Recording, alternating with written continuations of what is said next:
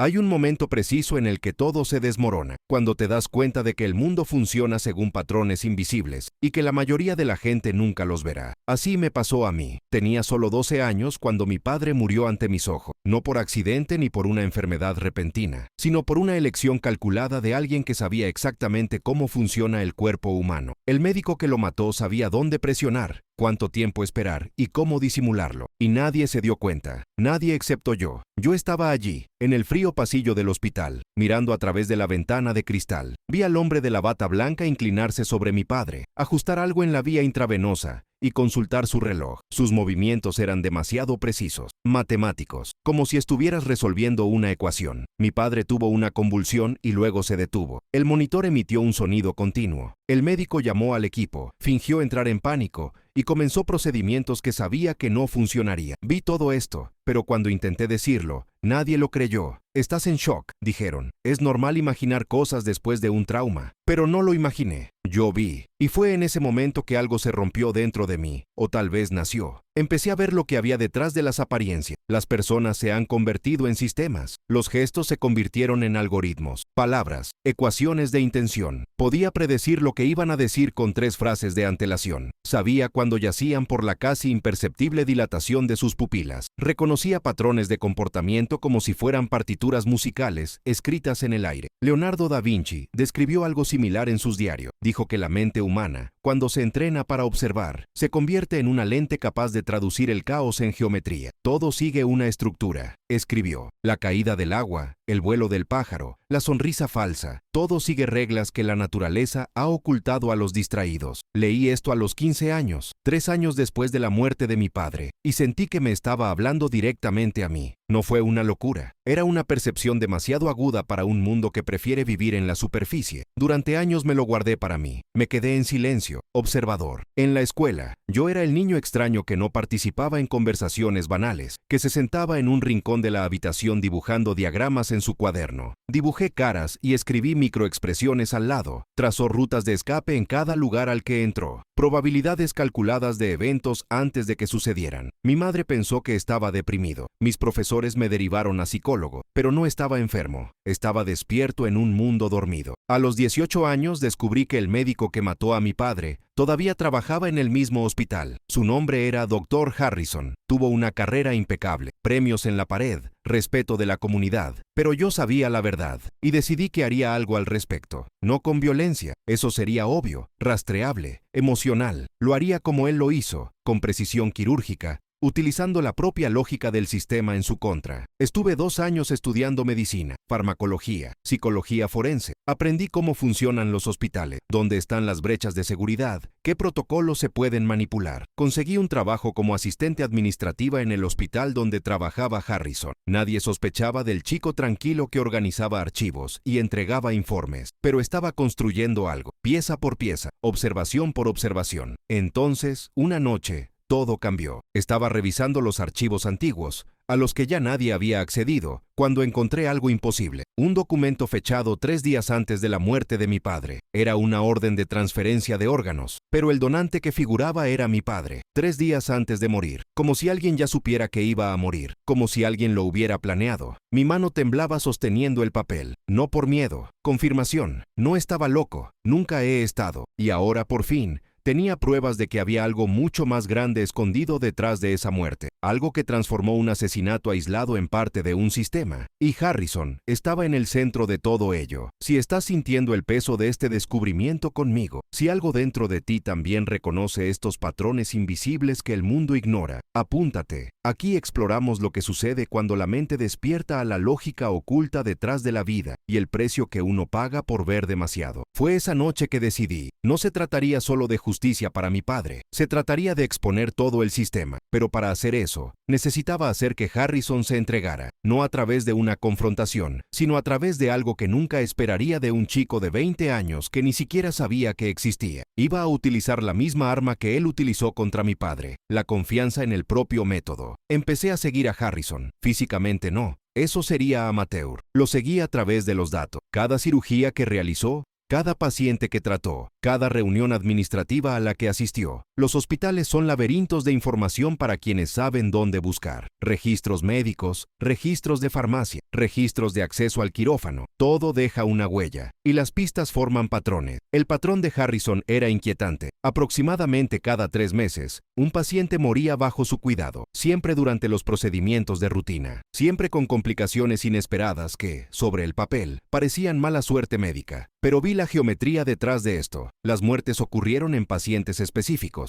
Todos eran donantes universales de órganos. Todos tenían familias pequeñas o inexistentes. Todos murieron exactamente cuando había una lista de espera para un trasplante urgente. Leonardo escribió una vez sobre la diferencia entre ver y observar. Ver es pasivo, cualquiera ve. La observación es activa, requiere que reconozcas la estructura oculta, la repetición disfrazada de coincidencia. Harrison era un depredador perfecto porque operaba dentro del sistema. No rompió las reglas, las usó, y el sistema lo protegió porque era valioso. Un cirujano brillante que salvó vidas, aunque tuvo que llevar a otros para hacerlo. Pero había algo que todavía no entendía. ¿Por qué mi padre no estaba en la lista de trasplante? No era un donante registrado. No había ninguna condición que justificara estar en ese hospital ese día. Había acudido a un chequeo de rutina, y 3 horas después estaba muerto. Eso no encajaba en el patrón. Fue una anomalía. Y las anomalías siempre esconden algo más grande. Decidí investigar más. Accedí a los registros financieros del hospital, algo para lo que técnicamente no estaba autorizado a hacer, pero lo logré gracias a un fallo en el sistema de contraseñas que observé que usaba un supervisor. Descubrí que Harrison recibía pagos mensuales de una empresa llamada MedLife Solutions. Oficialmente, eran honorarios de consultoría, pero los valores eran demasiado altos y demasiado regulares para hacer solo eso. Investigué Soluciones MedLife. Era una empresa de intermediación de trasplantes que conectaba hospitales con receptores en listas de espera privada. Legalmente, esto no debería existir. Los trasplantes deben seguir una cola regulada, basada en la necesidad médica y la compatibilidad, no en quién puede pagar más. Pero MedLife operaba en una zona gris, utilizando lagunas legales y conexiones políticas.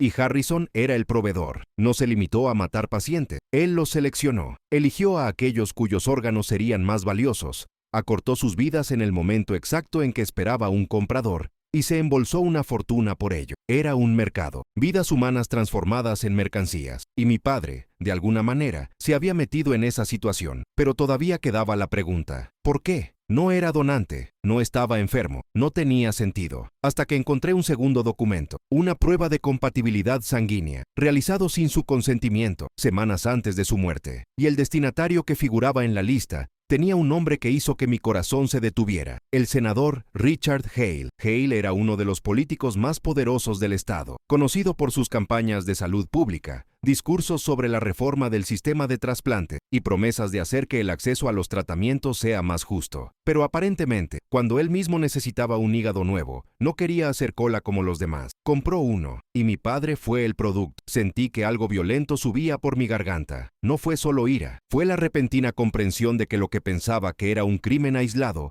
era en realidad parte de una estructura enorme. Harrison no fue el principal antagonista. Él era solo una pieza, un ejecutor. Había algo más grande impulsando ese sistema, protegiéndolo y beneficiándose de él. Y ese algo incluía a personas que hacían leyes, que hablaban ante la Cámara sobre ética y justicia. Esa noche, sentado solo en mi pequeño apartamento, rodeado de papeles y notas esparcidas por la pared como un mapa de conexiones invisibles, me di cuenta de algo que Da Vinci también debió haber notado en sus propios estudios. Cuando ves la lógica detrás de la vida, cuando puedes traducir el caos en patrones, también ves hasta qué punto el mundo está construido sobre mentiras organizadas. Y eso es solitario, porque ya no puedes fingir que no lo sabe. Pero esto tenía una ventaja. Si pudiera ver el sistema, también podría predecir sus movimientos. Harrison operó según un horario. MedLife tenía ciclos de demanda. Hale necesitaría un control médico regular. Todo esto creó puntos de intersección, momentos en los que todos serían vulnerables.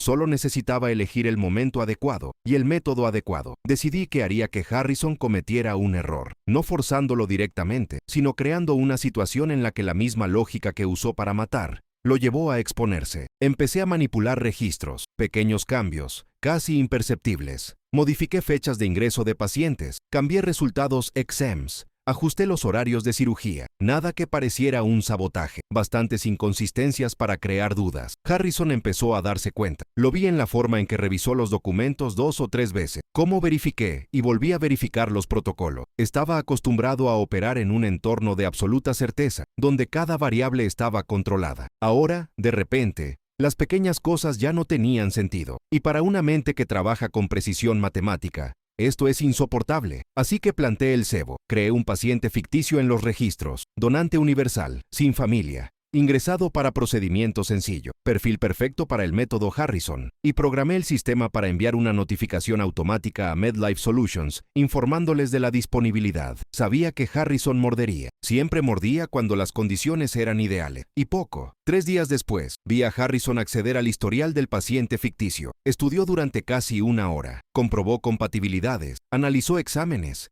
Calculó el momento ideal. Estaba planeando. Y mientras él planeaba un asesinato que nunca podría ocurrir porque el paciente no existía, yo estaba documentando todo. Cada acceso al sistema, cada cambio que intentó hacer en los registros, cada comunicación con MedLife. Pero sucedió algo inesperado. El día que se suponía que Harrison llevaría a cabo su plan, no se presentó en el hospital. Llamé al departamento administrativo fingiendo que necesitaba entregar documentos urgentes. Dijeron que se había tomado una baja por enfermedad de último momento. Ninguna explicación. Simplemente desapareció. Eso no estaba en el guión. Harrison era metódico y predecible. Él no se escapó. Y fue entonces cuando recibí un mensaje en mi celular, de un número desconocido. El mensaje tenía solo una frase: sé quién eres. Mi primer instinto fue borrar el mensaje y cambiar de número, pero eso sería reaccionar con miedo, y el miedo engendra errores. En cambio, estudié la frase, 7 palabras, sin contexto adicional, sin amenazas explícitas, solo una declaración. Quien lo había enviado sabía que sería suficiente para desestabilizarme, y casi funcionó. Pasé toda la noche analizando cada movimiento que había hecho en los últimos meses, dónde podría haber dejado huella, qué cámaras podría haberme olvidado, qué registros del sistema podrían conectarme con cambios en los registros. Da Vinci escribió sobre el peligro de la arrogancia del observador. Cuando ves demasiados patrones,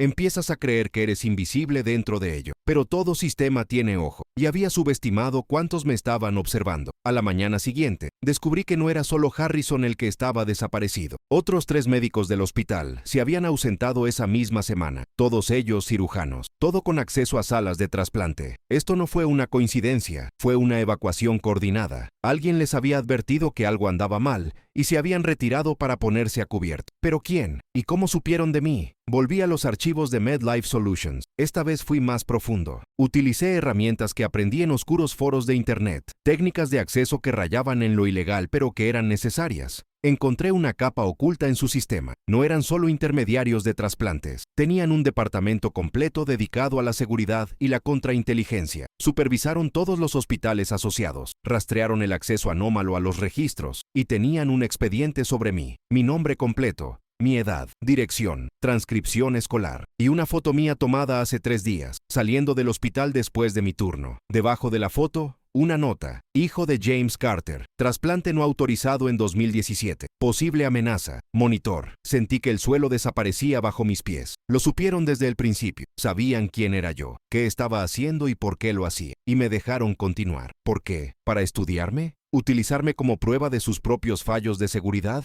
¿O porque tenían un plan más grande que yo no podía ver? Entonces me di cuenta de que había cometido el error que juré que nunca cometería. Pensé que estaba jugando al ajedrez solo, pero había otros jugadores en la mesa y estaban varios pasos por delante. El segundo mensaje llegó esa tarde, mismo número desconocido. Esta vez, no fue un mensaje de texto, era una coordenada, latitud y longitud. Lo reconocí de inmediato, un almacén abandonado en la zona industrial, al otro lado de la ciudad. Debajo de las coordenadas, una línea: ven solo, o tu madre tiene una visita. Mi mamá. No había hablado con ella en meses, mantuve la distancia para protegerla de todo esto. Pero aparentemente eso no había sido suficiente. Sabían dónde vivía, sabían que ella era mi punto débil, y estaban usando eso para obligarme a salir de las sombras. Podría haberlo ignorado, podría haber llamado a la policía, pero ambas opciones fueron inútiles. La policía nunca me creería, no sin pruebas concretas que no podría presentar, sin incriminarme también. E ignorarlo significaba poner a mi madre en riesgo real. Entonces hice lo que esperaban. Fui. El almacén era exactamente el tipo de lugar que ves en las malas películas. Paredes desconchadas, ventanas rotas, olor a moho y abandono. Pero cuando entré vi que no estaba abandonado. Había luces encendidas al fondo y 3 hombres esperándome. Ninguno de ellos era Harrison. El hombre del centro era mayor, tal vez de 60 años. Vestía un traje caro y tenía la postura de alguien acostumbrado a dar órdenes. Él sonrió cuando me vio. No fue una sonrisa amistosa. Era la sonrisa de alguien que acababa de confirmar una hipótesis. «Eres más joven de lo que imaginaba», dijo. Su voz era tranquila, casi suave. Eso me asustó más que cualquier amenaza directa. Las personas que hablan con calma en situaciones tensas son las más peligrosas. Tienen el control absoluto, y el control es poder. «¿Quién eres?», le pregunté. Mi voz era más firme de lo que esperaba. «Mi nombre es Dr. Elliot Cross. Soy el fundador de MedLife Solutions. ¿Y usted, joven Carter?» «Ha sido un problema interesante». Comenzó a caminar a mi alrededor, lentamente, como si estuviera examinando una pieza de museo. «Tenía motivos para creer que no eras más que un niño enojado que intentaba vengar a su padre. Pero tú eres más que eso, ¿no? Ves patrones, traduce sistema, tiene una mente rara. A Da Vinci le hubieras gustado». El hecho de que mencionara a Da Vinci me tomó por sorpresa. «¿Cómo supo eso?». «Leí tus diarios», continuó, como si hubiera escuchado mi pregunta mental. «Las notas que tomáis en vuestros cuadernos, referencias a estudios de proporción, observación, lógica oculta. Dejas estos cuadernos en el casillero de tu hospital. No es difícil acceder a ello». Mi estómago se revolvió. Habían leído mis pensamientos, literalmente. Cada reflexión privada, cada conexión que hice, quedó expuesta. «Descubriste nuestro sistema», dijo Cross. «Impresionante. La mayoría de la gente nunca se da cuenta, pero lo notaste. Y ahora nos encontramos en una encrucijada. Puedo hacerte desaparecer, por supuesto. Sería sencillo, pero prefiero otra solución». Se detuvo frente a mí, mirándome directamente. «Trabaja para nosotros». Las palabras tardaron un poco en tener sentido. ¿Trabajar para ellos? ¿A la gente que mató a mi padre? ¿Al sistema que estaba tratando de destruir? «Tienes un talento único», continuó Cross. «Puedes ver defectos que nadie más ve. Esto es valioso, mucho más valioso que cualquier venganza personal. Únase a nosotros y le garantizo que tendrá recursos ilimitados, dinero, acceso, poder. Puedes cambiar el mundo, nuestro camino». Lo miré. Para los 2 hombres a su lado, probablemente guardias de seguridad armados, hacia la puerta detrás de mí, demasiado lejos para una escapatoria realista. Y entonces lo entendí. Esta no fue una oferta, fue una prueba. Querían ver cómo reaccionaría. Querían medir si yo era corruptible, manipulable, útil. Y fue en ese momento que me di cuenta de algo que lo cambió todo. Cross estaba nervioso. Lo escondió bien, pero lo vi. La forma en que tus dedos tamborilean ligeramente contra el costado de tu pierna. La micro vacilación antes de hablar. Estaba tratando de convencerme porque tenía miedo de eliminarme. ¿Por qué? ¿Qué había hecho que los asustó tanto? Entonces lo recordé. El paciente ficticio. Cambios en los registros. No solo había creado inconsistencia, había colocado una bomba de tiempo en su sistema. Datos corruptos que, si alguien profundizara más, conducirían directamente a Harrison, a MedLife y a Cross. Y había programado estos datos para que se enviaran automáticamente a múltiples autoridades reguladoras si no desactivaba el comando cada 48 horas. No pudieron matarme, porque si yo muriera, todo el sistema colapsaría. Sonrisa. Y Cross se dio cuenta de que yo lo había notado. «Tienes 24 horas para decidir», dijo, intentando recuperar el control de la situación. Pero ambos sabíamos que el control había cambiado de mano. Salí del almacén, regresé a casa, y por primera vez en 8 años, desde la muerte de mi padre, sentí algo diferente. No era solo ira o sed de justicia, fue una claridad absoluta. Sabía exactamente qué hacer. Las siguientes 12 horas fueron las más intensas de mi vida. No dormí, no comí, solo trabajé, porque finalmente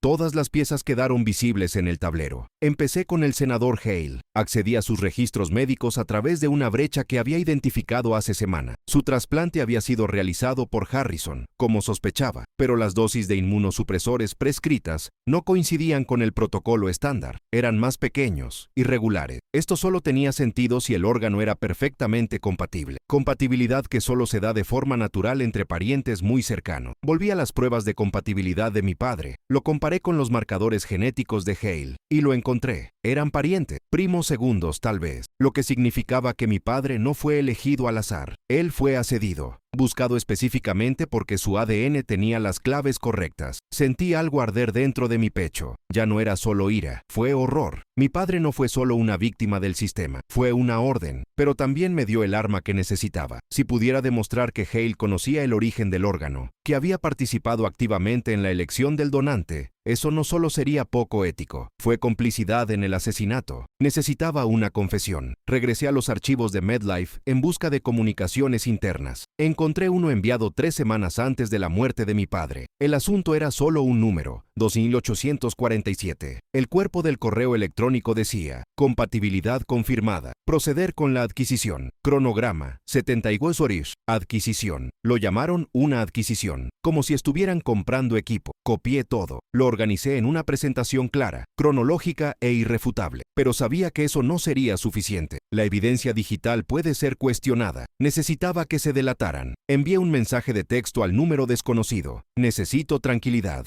Quiero hablar con Cross otra vez, esta vez en detalle. La respuesta llegó en cuestión de minutos. Mañana, 14:00 horas, mismo lugar. Compré una grabadora en miniatura. Probé la calidad del audio. Practiqué la conversación mentalmente, anticipando cada objeción que Cross pudiera plantear. Da Vinci escribió sobre la importancia de la preparación invisible. El verdadero trabajo ocurrió antes de la ejecución. Llegué al almacén 15 minutos antes. Estudié el espacio, rutas de escape, ángulos de visión, posiciones que maximizarían la captura de audio. Cuando llegó Cross, exactamente a las 2 de la tarde, yo ya estaba en posición. Vino solo. Entonces, dijo, sonriendo, ¿tuviste tiempo para pensar? Tuve, pero primero necesito entender algo. ¿Cómo funciona exactamente? El proceso de selección. Dudó por un segundo, pero ganó la arrogancia. Disponemos de una base de datos, ADN de miles de personas, recogida a través de pruebas de salud, chequeos, donaciones de sangre. La mayoría ni siquiera sabe que está ahí. Cuando un cliente necesita un órgano, igualamos la compatibilidad. Luego evaluamos la viabilidad. Son preferibles las personas sin familia. ¿Y mi padre? Cross hizo una pausa. Su padre fue un caso especial. El senador Hale necesitaba una estrecha compatibilidad genética. Encontramos su nombre en la base de datos. Sabíamos que tenía un hijo, pero eras menor de edad. Pensamos que sería manejable. ¿Y Harrison? Harrison entiende que la medicina es, en esencia, una cuestión de recursos. Los órganos son recursos escasos. Simplemente redistribuimos de manera más eficiente. Fue en ese momento que se abrió la puerta del almacén y entró el senador Hale. Mi corazón se detuvo. Cross notó mi sorpresa y sonrió. El senador quería conocerte en persona. Hale se acercó. Eres idéntico a él. Misma forma de ojo. La genética es algo extraordinario. Lo sabías. Tú lo elegiste. Hale no lo negó. Me estaba muriendo. Le quedaban 6 meses de vida. Cross me ofreció una alternativa. No hice preguntas. Solo quería vivir. Hubo un silencio pesado. Y luego Hale sacó un sobre de su bolsillo y me lo entregó. Esa es una confesión completa. Firmado. Todos los nombres. Todas las fechas, todos los crímenes. Sabía que vendrías después. Y merezco que venga. Cruz avanzó. ¿Qué estás haciendo? Lo que debería haber hecho hace 8 años. Hay una lógica detrás de la vida, joven Carter. Pero hay algo más grande que la lógica. Hay una consecuencia. Fue en ese momento que me di cuenta. Hale no era el antagonista. El verdadero siempre fue Cross. El arquitecto, el hombre que convirtió la desesperación en negocio. Cross intentó irse, pero la puerta se abrió de nuevo. Agentes federales, porque Hale había traído a las autoridades, se había delatado. Y Cruz, vi a Cross esposado, vi todo el sistema desmoronarse. Y por primera vez en 8 años respiré. Los meses siguientes fueron extraños. Declaré en 3 tribunales diferentes. Harrison fue arrestado. Cross recibió 20 años. MedLife Solutions se ha disuelto. El senador Hale dimitió y aceptó 10 años de prisión. Pero nada de esto me trajo lo que esperaba. No hubo ningún momento catártico de justicia, solo un vacío donde alguna vez hubo un propósito. Durante 8 años, toda mi vida giró en torno a exponer ese sistema. Y ahora que estaba destrozada, ya no sabía quién era. Pasé semanas sentado en mi apartamento, mirando las paredes vacías donde antes había mapas de conexiones. Todo había sido eliminado como prueba. Y sin eso, el apartamento parecía simplemente un espacio pequeño y solitario, donde un niño obsesionado desperdició los mejores años de su juventud. Mi madre intentó reconectarse. Me llamaba todas las semanas y me invitaba a cenar, pero apenas podía mirarla, porque cada vez que veía a mi padre, vi al hombre que podría haber sido, y supe que nada de lo que hiciera lo recuperaría. Recibí una carta del senador Hale, escrita desde prisión. Decía: me diste consecuencias, pero también alivio. Durante 8 años viví sabiendo lo que era. Ahora todo el mundo lo sabe. Ya no necesito fingir. Espero que tú también encuentres tu libertad. Hale tenía razón. Yo también estaba atrapado, no en una celda física, sino en una que yo mismo construí, hecho de observación obsesiva, de patrones que no podía dejar de ver, de lógica fría que nunca se convirtió en humanidad.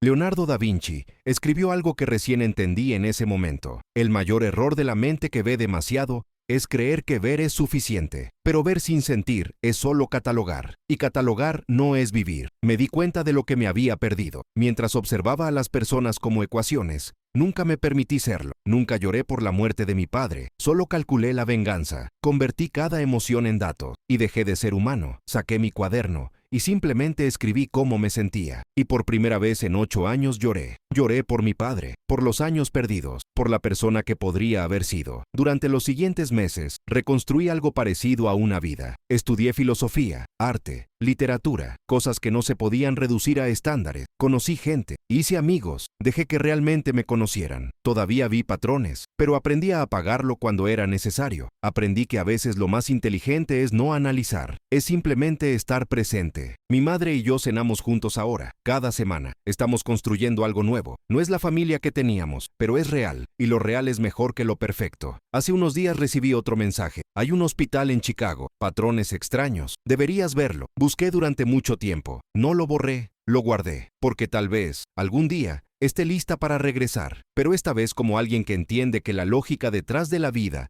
no se trata solo de patrones, se trata de elecciones, sobre cuándo actuar y cuándo dejar ir. Leonardo nunca terminó la mayoría de sus obras, dejó cuadros incompletos, proyectos inacabados, y durante mucho tiempo pensé que eso era un fracaso. Pero ahora lo entiendo. A veces es necesario dejar de traducir el mundo y simplemente habitarlo. Veo la lógica detrás de la vida, veo los patrones que otros no ven. Pero aprendí algo más importante. Esta habilidad no me define, es solo una herramienta. Y las herramientas solo tienen valor cuando se usan para construir, no para destruir. ¿Quién eres? Si has llegado hasta aquí, si esta historia ha tocado algo en ti, si además ves demasiado y te sientes solo, debes saber que no lo estás. Ver no es una maldición, es un regalo, pero solo si le permites coexistir con el sentimiento. Suscríbete si quieres seguir explorando lo que significa ser humano en un mundo que rara vez se detiene a observar. Hoy miro por la ventana y veo gente pasar. No analizo, solo observo. Simplemente lo aprecio, porque la verdadera sabiduría no está en traducirlo todo, es saber cuándo dejar de traducir y empezar a vivir.